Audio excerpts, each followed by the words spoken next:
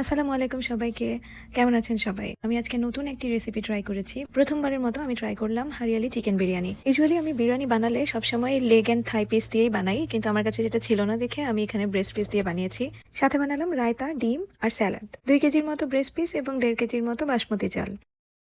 এখানে আমি ৪ টেবিল চামচ ঘি দিলাম, তারপরে পেঁয়াজ কুচি দিয়ে দিলাম। ধনিয়া পাতা, পুদিনা পাতা, কাঁচামরিচ, পেঁয়াজ, কাঠবাদাম, দুধ, কিশমিশ এইসব একসাথে ব্লেন্ড করে আমি এখানে পেস্ট বানিয়ে তাতে দিয়ে দিলাম। সাথে দিয়ে দিলাম জয়ফল জয়ত্রীর গুঁড়া। কিছুক্ষণ কষানোর পরে আমি দিয়ে দিলাম এখানে মাংস। আমি আগের দিন রাতে মেরিনেট করে রেখেছিলাম। আদা রসুন বাটা, লবণ, গোলমরিচ, টক দই এইসব একসাথে মেখে আমি সারা রাত মেরিনেট করে রেখেছিলাম। আপনারা চাইলে ৪-৫ ঘন্টাও মেরিনেট করতে পারেন।